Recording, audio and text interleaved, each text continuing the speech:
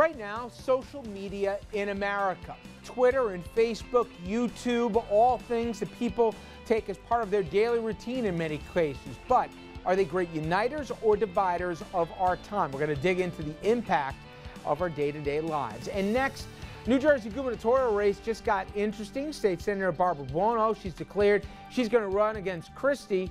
Well, we're going to get into not only if she has a chance, but what do we read between the lines this means about Booker in the race for governor or maybe senator? And later, right to work. Well, it passes on Michigan. Once the governor signs the bill, Michigan's going to become the 24th right to work state. Question is this good or bad for people working in that great state? Good evening and welcome to RFL. I'm Richard French. Thanks so much for joining us this Tuesday evening, December 11th. Now, we're getting into a lot of things, including usually we talk about the fiscal cliff and everything else, but there's an issue that was at the top of the agenda today that frankly got a pretty good back and forth in the morning meeting. We thought we'd jump right into it. It is about social media and how it impacts our everyday lives. And again, that will be our lead. But we do have an update on that fiscal cliff. And as we said, the math is 20. That's the amount of days that are left till we go over that cliff. But while there wasn't a lot of movement, there was, at least as of an hour ago, an optimistic sign. House Speaker John Boehner, he sent the White House what his office is describing as a new offer to avoid the fiscal cliff. It's a counteroffer of sorts. He said, we sent the White House a counteroffer that would achieve tax and entitlement reform to solve our looming debt crisis and create more American jobs, he goes on to say. Spokesman goes to say the Speaker said today, we're still waiting for the White House to identify spending cuts the President will do. You get the drift. So here it is in short, everybody. I believe they're getting close to a compromise for a few reasons. One is Boehner and the President, they're talking. Two is the press releases that come out from both of them aren't basically taking shots at one another, so they're trying to give each other cover. And we already know the numbers. One's throwing out that they want 1.6, the other one's throwing out that they want 800. They're going to probably meet somewhere in the middle in terms of what they're going to get between revenue raisers, pretty word to say, tax hikes here or cut loopholes, and on the flip side, what they're going to get in terms of entitlement cuts. We're going to have an outline and some specifics, I believe, before the end of the year, but as Dominic will tell you, I have often been wrong. Okay, now let's get to our subject we're going to spend the bulk of the beginning of this program on. That's social media. Did you know that in just 1 month this year, just a single month, Americans spent 121 billion minutes on social networking sites? That's more than 2 billion hours of tweeting, looking at your ex's vacation photos, watching Gangnam Style over and over again. Again, Dominic. And that number is a 36% hike from the same month just 1 year ago. Now, social media, it's also an increasingly important source of news. More and more people go to it for just that, especially when we're talking young adults. More than a third of young adults got their news from watching TV. A third look to social networks for. Think about that. What used to be the gold standard of watching the evening network news now, that's a toss-up between people looking at their Twitter feed to get their news. Only 13% read print or digital newspaper content. To me, a scary number. Now just look at some of the major news stories that broke on social media.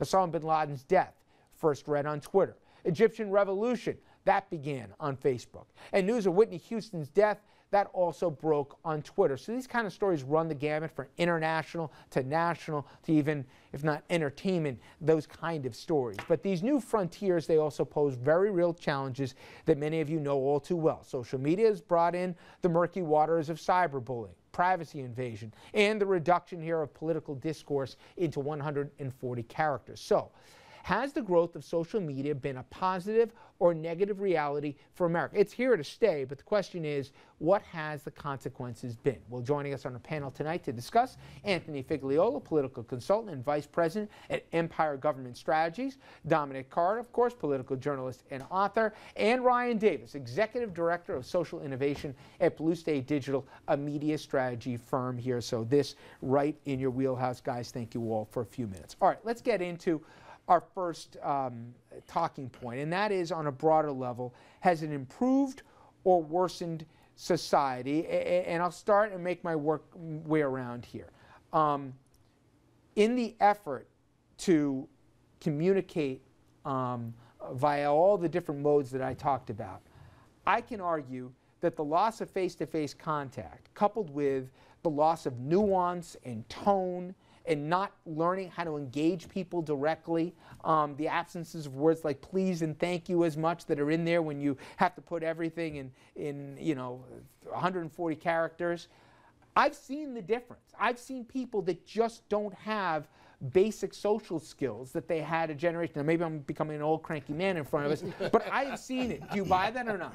I do. I have trouble getting my brothers to call me back. I call them, leave a message, and then they text message me back. It's crazy. Which flipping drives me crazy, by the way. Yeah.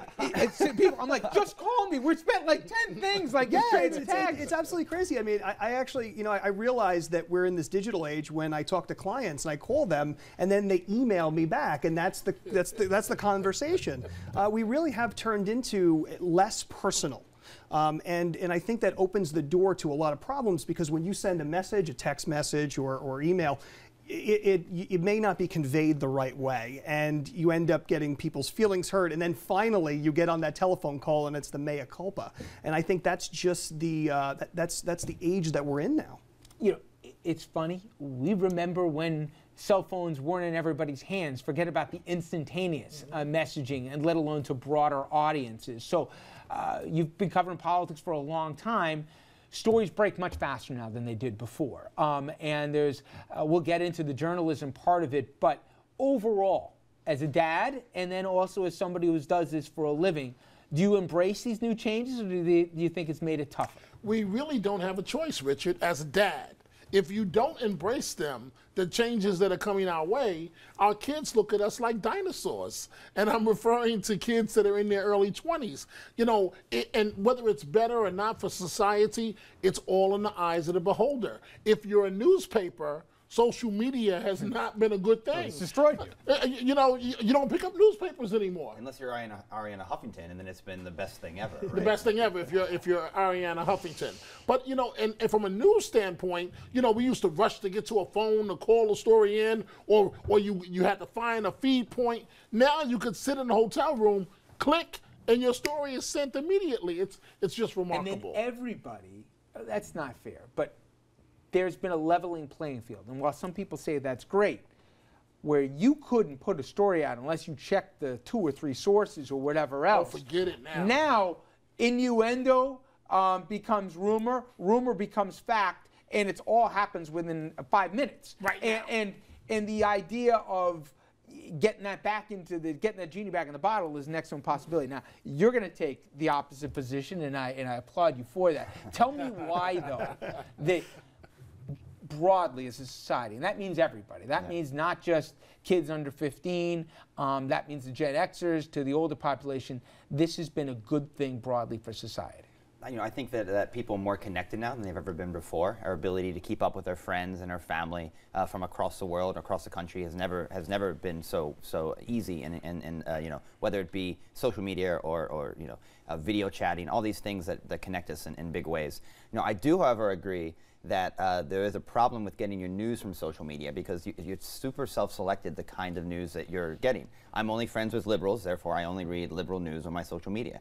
And that is a problem. We're not getting a balanced view anymore of this. But in terms of social, I actually think that a lot of these complaints are probably the same thing we heard when TV was invented. People are just going to sit around their TVs and never be able to communicate anymore. Well, it turned out that actually people come on TV and communicate. Right than wrong, though. Yeah, but the idea that in terms of, I don't know, this broader, we live, I think, in more narrow-cast bubbles. And I'm curious when you deal with clients now, and where people are putting together campaigns. I was talking to somebody who says, I don't subscribe anymore to a newspaper. So what do they get? If they're conservative, the first thing they'll read the Drudge Report. Then they'll get the Twitter feed from one of their Fox News favorites, or Glenn Beck will say something, and you get this siphoning of information because you only have to hear what you want to hear, and you only have to talk to only who you want to talk to anymore, and you can live in this kind of bubble that I've noticed I think translates into the Congress we have today, where everybody's so polarized now because you can kind of customize not just your news anymore, but you can customize basically your information. which is different. It's not just, all right, I'll get, this is who I'll read if I want to subscribe to a political magazine, but I'll still hear other stuff. You basically don't have to get let's say a nightly news that's kind of in the middle. You now get your own slant on the news, and that's where I think Barack Obama being a Muslim and a socialist and not an American citizen, all that gets festered and fed into and perpetuated. And it's just a reality. When I took journalism classes in high school and in college, they always taught you, you should read the New York Times, read the Wall Street Journal on both sides of the argument. But nowadays, you're absolutely right. With the advent of your iPads and iPhones, and we get email, I get email blasts daily, and I'll give a shout out to Len Pim Glenn Pim, at City and State. I get the blasts every day, and you basically can process what you want to read, and I think that adds to more of a bias, and there's a less objectivity that's going on in society right now, which I think, unfortunately, it does help political campaigns when you're trying to push a particular message. But it also, I would think, divides up the bases earlier and earlier. Now it's not just, all right, what's the message that's going to reach my district if I'm running for Congress? It's, okay, this block, this is who I talk to if I want the conservatives. This is who I want to talk to if I get the kind of moderates. These are the liberals, and this. It's all stratified here like it didn't used to be. People don't even talk to certain people in their districts anymore where they might have done it in the past because they say, all right, well, they don't read this, they only read that, I'm not going to talk to them. Well, the issue is, and we always had this in all the years that was in campaigns, you really you only have a few months to really get people that are actually engaged. You can't go after the masses. You have to go after the people that that will vote and that potentially are what we all call swing voters. And the advent of more technology, obviously we can do more micro targeting, and Ryan, I know that you've done a lot with this. You're able to get to more people, but there's only so much time in the day, and unfortunately there's a lot of folks that are just left out of this. For me, Dom, I know newspapers have, I'm one of the dinosaurs that still subscribes and gets my papers in the morning, but one of the things that scares me a little bit, remember in Albany how when anybody who had the statewide beat, it used to be tough to get that chair. Remember the press room? Mm-hmm. Now we've got one or two people left from the dailies that still cover Albany as a permanent beat. And we say, for the entire state of New York. And when people say, oh, who cares? This is why it matters. We all follow what's the most trending topic of the day. And it's not some exhaustive expose or investigative piece. It's, oh, this guy got caught with, in a bar at 3 in the morning with someone other than his wife or whatever, and there's we go. We're going to go by we're like moths to a flame. Whatever the thing is, there we go. I think, I don't know, to me, there's a danger in that we're only going on the surface stuff. It's so much more expensive and difficult to go deeper. There's a major danger, and I'm glad you pointed that out, because out of 2 people representing a state of, 8 million people, it's incredible. If it's an item that one of those 2 people are not following, you're not going to hear about it. And I'll do you one better that scares me to death. 140 characters shaping how a third of people receive their news. It's scary. I'm sorry, no offense to the industry, but it's scary. 18 characters of that as a URL that you can click on, and you can read a larger story. Right? They like it short. No, they like it quick and dirty. They want 140. And I just learned something new. 18. I feel like a dinosaur. I feel like an old man. So wait, 18 characters is what? 18 characters is a shortened URL in a tweet. So you really only have 122. So we have less than 140. Yeah. Okay. Let me make the compelling argument for you. The benefits of social media. I saw the Arab Spring happen, and in no small part it happened because a revolution that was fostered with an oppressive government, forget whether we like it or not what came after it, is not the point. People had an avenue to communicate. But then I saw in the same year what happened in Britain, where I saw riots that were fostered because people using social media to figure out basically where to do a mobile mob here to get someplace. The technology is agnostic. It doesn't care what it's used for. So it can be used to organize the Arab Spring. It can be used to organize Occupy Wall Street. It can be used to help elect the president. But it can also be used to like we saw with the riots. And the danger is also with the WikiLeaks, where people can debate whether that's good or bad. But the danger that one person, if they want to basically be troublesome, let's put it this way, that can expose and create great danger and pass, as we said, innuendo as fact that people, run with. How could that can't be mitigated, can it? People thought with time you can't control that. So the medium is still really new. You have to remember that social media really has only existed since 2004. So it's a very new medium, and I think that we can do a better job teaching kids how to understand what good information is and what bad information is, and where to go for real sources.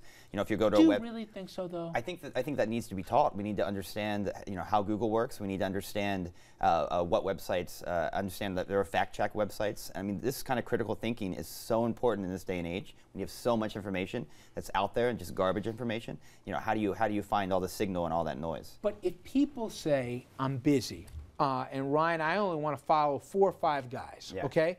And one of those guys is a Donald Trump who decides that, Right. you know what, I don't think that Obama's a citizen and he doesn't have a birth certificate. Yeah. Just throws that out there, and then it becomes not just lore. So some Yeah. people it becomes fact, Right. unimpeachable fact. Right.